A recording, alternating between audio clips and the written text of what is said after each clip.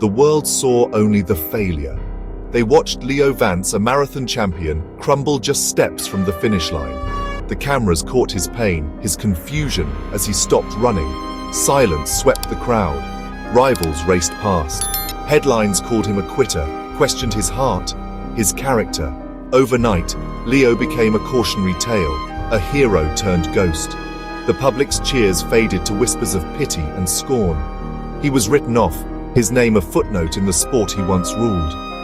The fall wasn't just from the race, but from grace itself. Leo couldn't escape the replays, the criticism, the disappointment in every face. The failure clung to him, heavy and inescapable. He'd lost more than a race. He'd lost himself. The world moved on, but Leo was left alone with the echo of his collapse. He became invisible, a forgotten name in a world that only remembers winners. Leo vanished from the spotlight, retreating into silence. At first, the quiet shielded him from the storm, but soon it became suffocating. Doubt and regret filled the void. He replayed the race endlessly, searching for answers he couldn't find. The joy of running was gone, replaced by fear and shame.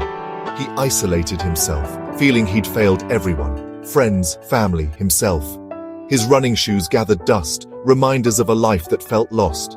Each day blurred into the next, heavy with defeat. The world had written his ending, but a small spark of defiance flickered within. He wondered if he could write a different story. Tired of silence, tired of shame, Leo faced the man in the mirror.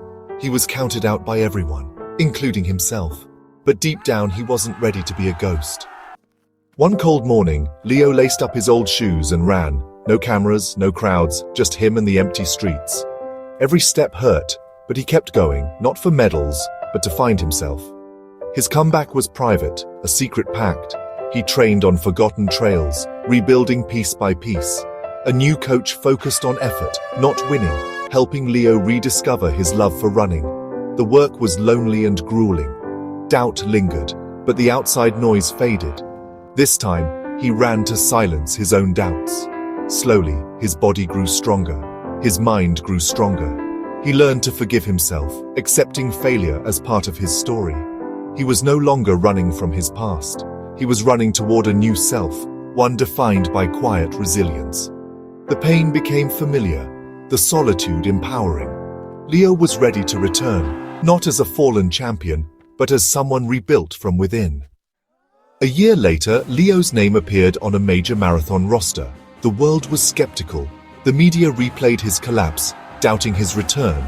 But Leo felt different, calm, focused, unburdened by public expectation.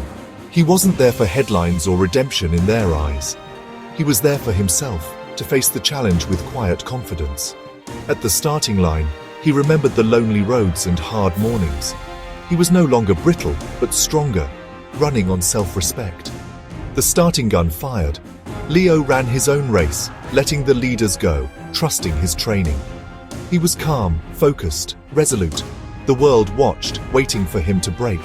But Leo looked only at the road ahead. He was ready to meet the finish line, on his own terms. The marathon was grueling, the sun relentless.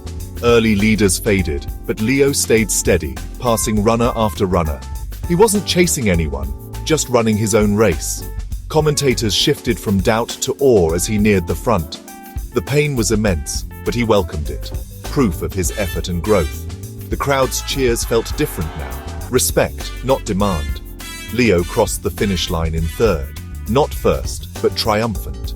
His smile was one of peace, not victory. He raised his arms in quiet gratitude for his second chance. The world saw a comeback. Leo felt redemption. His victory was inner. He'd faced his greatest fear and endured. He proved his story wasn't defined by his fall, but by rising again. As he left the finish line, Leo Vance was finally at peace. No longer a fallen champion, just a man who found his way home.